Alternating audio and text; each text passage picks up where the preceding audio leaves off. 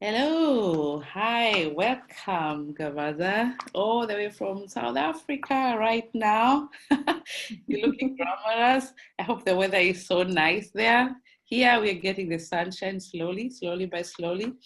And we are so delighted to have you here because why I wanted us to have this good talk here is about the AWE book. Some of you who have not seen the AWE book, it's all about the AWE book and all the writers. We have around 11 people who wrote the AWE book, and it was a part of celebration of the 10th anniversary. And since this book have been selling, maybe it's a bestseller in Europe right now, very soon, and in Africa as well. But we need to tell people about who are the authors and how was the journey as they were writing the book. And we have 11 people. I don't think you can read because it's upside down or something, but it's a very, very compact book, easy to read, around 214 pages, very nice to read. Yeah. And then each had a chapter. So we're going to be interviewing each and every person who wrote this book, and they'll be telling us their journey throughout how they wrote the book, what was in their mind, and then we'll share with you because they're going to do the same thing. And today we have Gavaza, as you can see, that's lovely photo there. That's how she, South Africa, actually. That's somewhere in Cape Town. Cape Town. Yeah. Yes, and that's her chapter. And the book is quite good. So she started her chapter with researching the African women in Europe platform. She did a research, and I have to say thank you so much. It was around 2000 and can you remember 2008? From 2008 or 9? No, 11. 11. I moved from 2008, but from 2011. Exactly, 2011. We started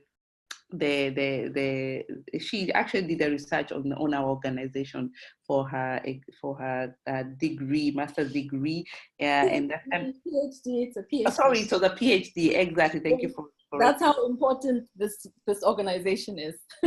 Wow, she did it for the PhD, and I can remember when she sent us the book. I think it was a huge. And you really published it as well, your thesis, and it was really great. It was around, I don't know, 200 and something pages. I was like, wow, I took time and I read it. So I'm spoiling the broth here. Let's get her introducing herself. Tell us who you are and who is Gavaza and what you're doing at the moment. Hi, Joy, and hi to your viewers. Thank you so much for having me. And I'm delighted to be talking to you today and sharing with you my experiences, obviously, as an author in the book. My name is Gavaza, as Joy has already mentioned. I'm from South Africa. I'm currently based in Cape Town. And I work as a postdoc researcher at the Human Science Research Council here in Cape Town. And I also teach once a week at the University of Cape Town in the Department of Political Science. A little bit about myself. I love traveling, so that's how I got to meet Joy. I actually met Joy way before I even thought of researching the organization, but I was really impressed by the work that the organization was doing, that AWE was doing, that I thought, oh my goodness, like I need to understand how this came about, and we need to do this in a PhD project, and that's what I ended up doing. So that's a little bit about me. Yes, I know that we met actually in the beginning. We had an AWE Germany group. It was in Frankfurt. Yes. I remember it was very hot and all of us had these umbrellas. I think it was in 2012, maybe? Yeah, maybe 2012. Yes, yes, we met the first time and you had time to interview the people as well. And this was really, and you actually did a little bit more people by traveling. That was such a huge project for you. Yeah. Great. Tell us, how did you know about the AWE book? Well, the AWE book, Joy emailed me asking me if I wanted to be a contributor. And yeah, I was really excited, obviously, about the idea of the book. But at the time, I think I was busy with something else. I'm always busy, like working on a whole lot of stuff at the same time. But I wanted to be a part of the book, and Joy obviously encouraged me because she was like, "We really want your contribution." So yeah, that's how I heard about the book, and privileged to really be part of the project itself because. Yeah, I normally work on my own, and so it's nice to also be part of a group project as well. So Yes, I just said if you wrote for us and you did the research on our organization, you should be in the book because I had this discussion with Wombo. It was just not only me. Wombo said, where is Gavaza?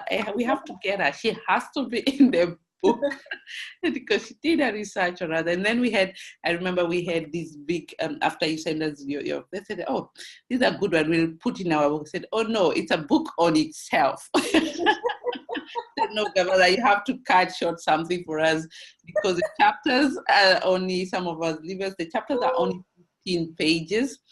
Mm-hmm. So the idea was to write a book about your experience. You leave a legacy behind. What would you like to leave behind? How can people learn from you? So we went to all the others. That was the aim, and we wanted to leave a legacy behind. So Gavaza wrote decided to do for us a chapter finally after and maybe she can tell us a little about how was her journey to write the chapter, because it's not easy to write a chapter. For you probably it's easy, but maybe because of your studying and you're working and all the activities that you're doing. So tell us a little bit your journey to write that chapter. Actually, I think, Joy, I probably was your most difficult author. Trust me, you are not. Because I felt I kept on saying, okay, I'll send it, and I just kept on pushing because I think one of the most difficult things for me, because many times I'm working on academic work, and sometimes it can seem very impersonal, and so when I was asked to write, obviously now you're thinking, what should I write and how should I write it and how do I want people to read this? And like you just go through so much thinking like of your audience. Like I was overthinking it, and I started writing, maybe I'll talk about myself, and then I was very uncomfortable, and then I thought let me try something else. And I finally just said, you know what, I worked on, when I met Joy, I wasn't working on my PhD, but when I did do the work on the PhD and working with AWE, that was such an amazing experience because of the type of group it was, that why don't I just share that experience? It was already, that's part of the writing was already in my dissertation. So I thought, why shouldn't I just work on that, change it a little bit to make it more readable and make it more audience friendly, but still talk about my experience, because I then brought a different perspective. So obviously everyone came to AWE for different reasons. I came there also as a female traveler, but at the same time, I also had a different relationship. So I thought that would be a great perspective. So it was that part, then it became easier. But then also, yeah, obviously writing is always difficult. So yeah, but it was fun. I enjoyed it. I was happy Joy pushed. And so to be honest, we did have quite a number of authors. It was we had around 6 months since we started around in January, and we had to have the book ready by June. So I think we started the year before, around November. So the journey was so long, and the biggest was to bring the people to bring the chapters and to get them writing and deadline. And as you said, it's not easy to bring your thoughts closer, especially when it's very personal, and it's very, and you can write forever. And I'm going to be talking about mine, how I wrote that later. But let's hear about you today. Now, you told us a bit about your journey. Now, tell us a little bit about your chapter. Some of it, I can just show you a little bit, because the books are quite not that difficult to write. The writing is so easy, and everybody has around few chapters. And I know you did specify, you worked a lot along your research, because you told us a little bit about the chapter. But tell us from your side, what can one read on your chapter? I think mine is probably more geared towards maybe like a young researcher as well, or someone who is similar to me, was at the time based in Europe. So someone who might be based in another country, not necessarily their own country, or even based in their own country, but interested in, you know, online organizations or online spaces. And then like the process I went through. So I explained how I got in touch with Joy, how I made contact with you. Basically, I really walked through the process of like how I got permission to also research, because I think that was very important for me.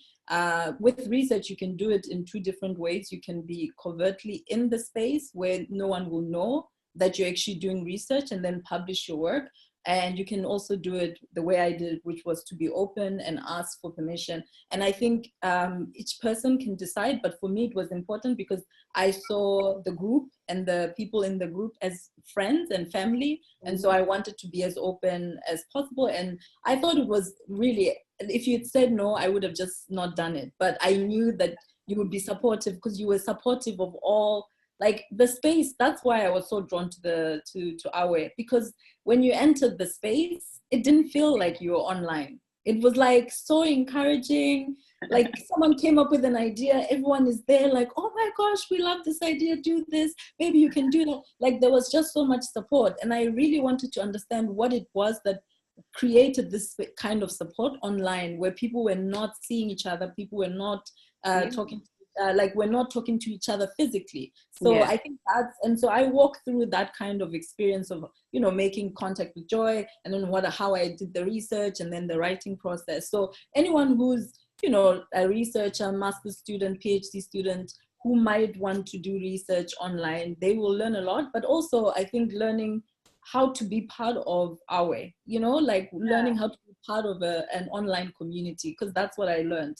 Yes, this is so true, because people don't understand when you're in the diaspora, you're on your own, most of the people, and the only thing you have is just online or a phone, telephone, right? To call each other. And now with the technology, now you can even see each other, look at you in US. I feel like we've just been connections throughout the years. We never left each other. And when we meet, we just continue to where we stopped, you know? And it's really amazing the way you say it for the researchers and then students, especially the students who come here, not to feel like they're lonely or things like that. They can still achieve what they want and do and actually, because I imagine when you're doing this research, you always have to, for different topics, you can still stick to the topics that concerns you and your generation, and back at home as well, and get it done. Yeah. So that's really nice. I like that. So because you answered two questions in one, so we go to the other one, because it how can one learn from your chapter? So we went through that.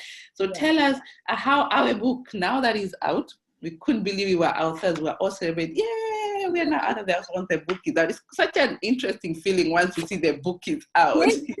It's when you hold it. And when you hold it, I say, oh no, now our stories are out there and everything. So tell me, how is going to read them? Now they know us, and it's like spread everywhere, right? Yeah. How is it? How tell us how the book has impacted your life, and tell us a little bit of stories that happened around the book. That is quite interesting, because you have a nice story for us. I mean, this is so funny. I have such an interesting story, because remember, Joy, I think you sent it to me, South African Postal Service being so slow. You sent it to me last year, and I was at the time with my family living in Limpopo. So I would have received the book had the Postal Service just been like normal, not so slow. But the book only arrived this year, and I had already moved to Cape Town. So my parents received the book, and my dad is always, you know, browsing. He's always interested in whatever I've published. So I have quite a few books that I've published. So he was interested in this. So he was looking through it, and he took it to work. And I think this day he was going to a ministry, like a provincial office, and he took it with, and he had to drop off some documents. So he put the documents in as, you know, like almost like a bookmark in the book. So he was going there with it. And when he got there, people were looking at the book. Obviously, he was doing whatever he was doing, but then some people looked to say, well, what is this book about African women? What is this book? We want to know. So then my dad started, obviously showing off. Yes, see, my daughter's here. She's contributed and she's part of this and blah, blah, blah, started to explain. And so they were all like, he said at one point, they were all surrounding him and really looking at this book and were interested. And so then my dad finally finished whatever he was doing. I mean, he entertained them. He likes being the center of attention. So he entertained that.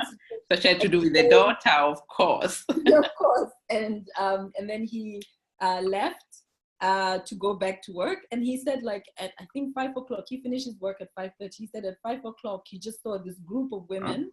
And he thought they would come. My dad works at a sales, car sales company, whatever, like Toyota.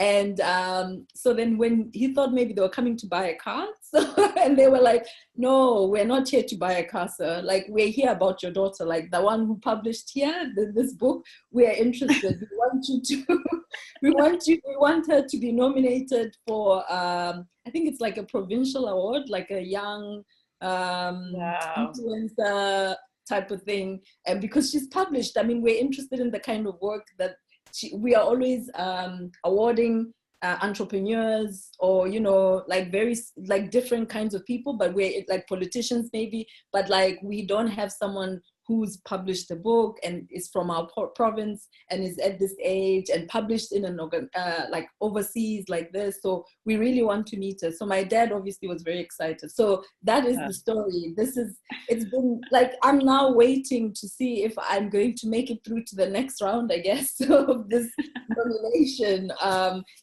so if I do make it, I'm going to take my book and show it to the young people, because it's a young person's kind of award, so you have to inspire young people. So they normally have high school kids there, and so that young people can see.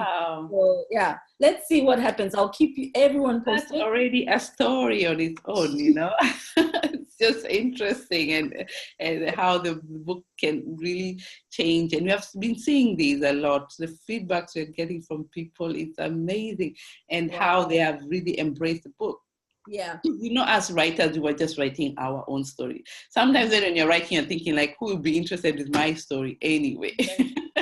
And so many people are, when they read it, they look it differently, their views are different.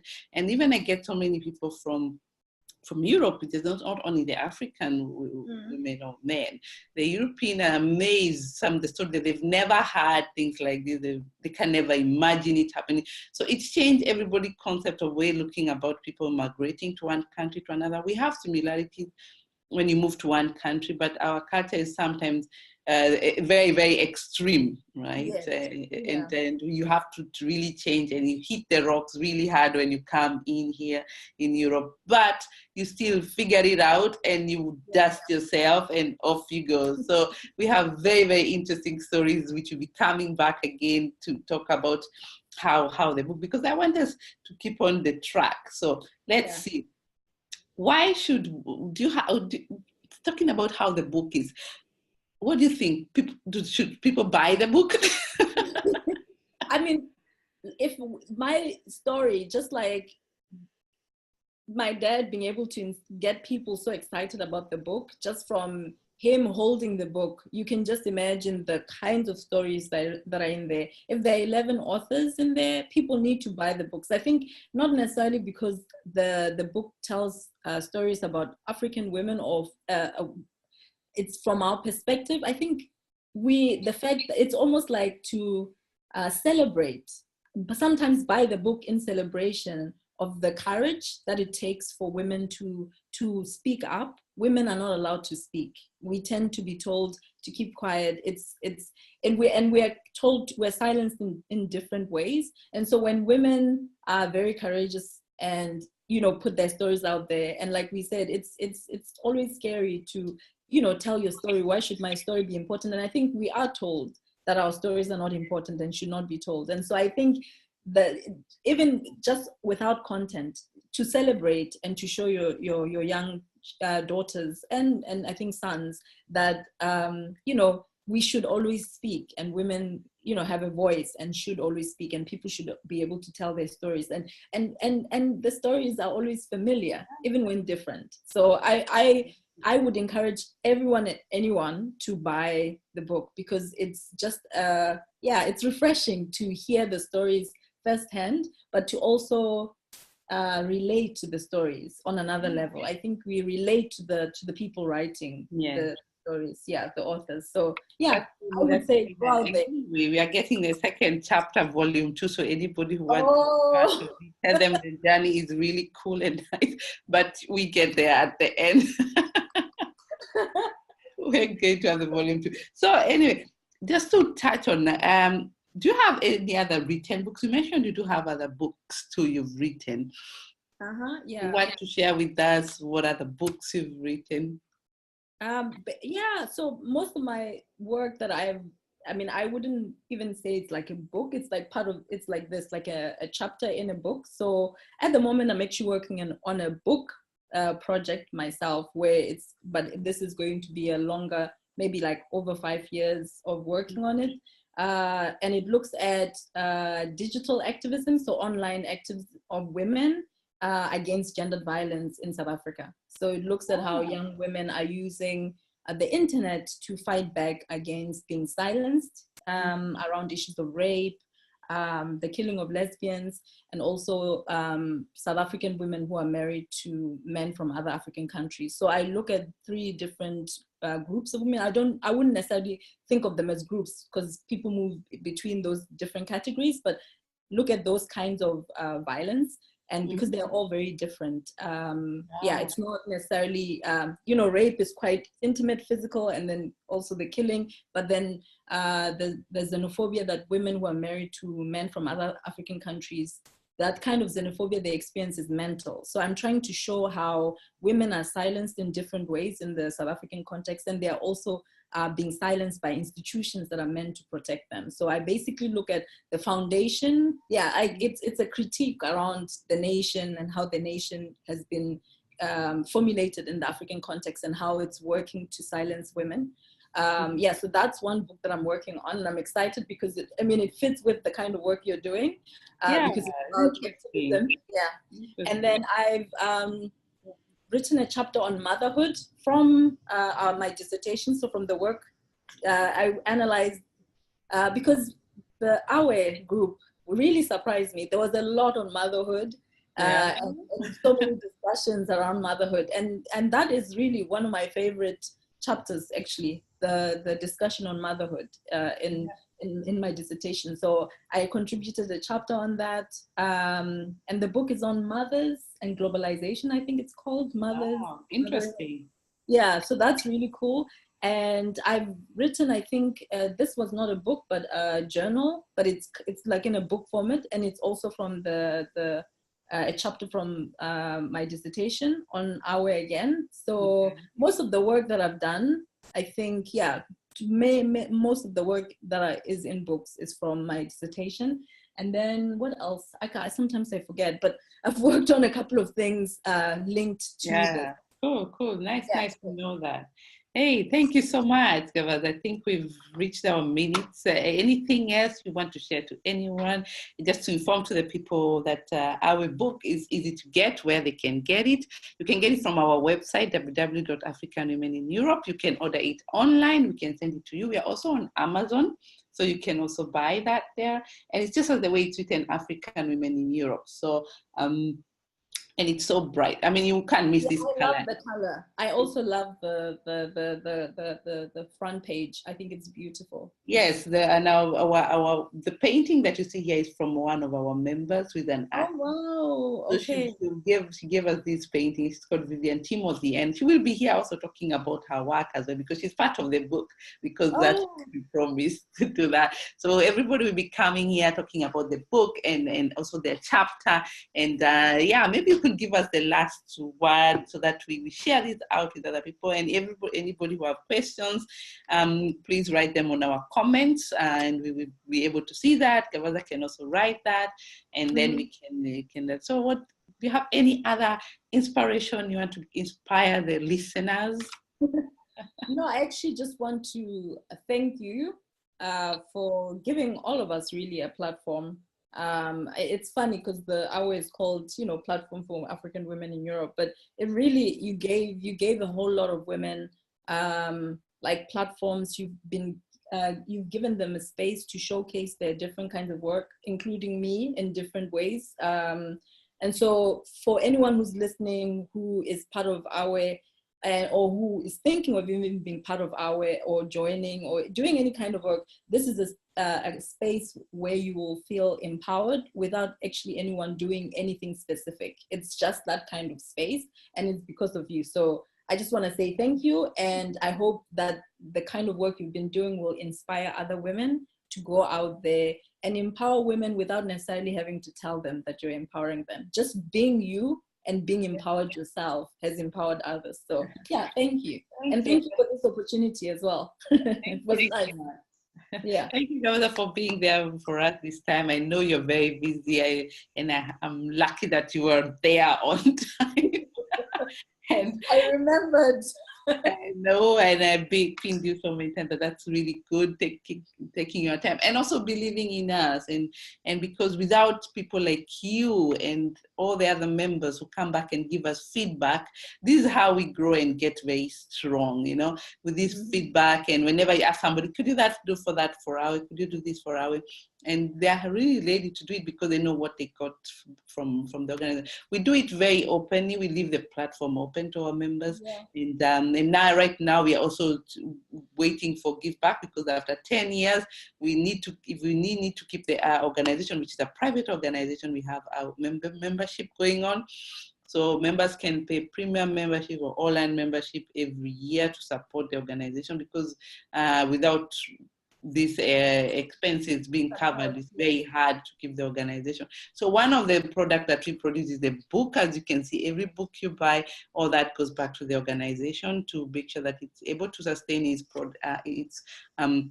expenses and to reach even more people. So we are very happy about these books. Finally, we have something to sustain the organization. And thank you for everybody who made it to make sure that we have a book now to share with the community.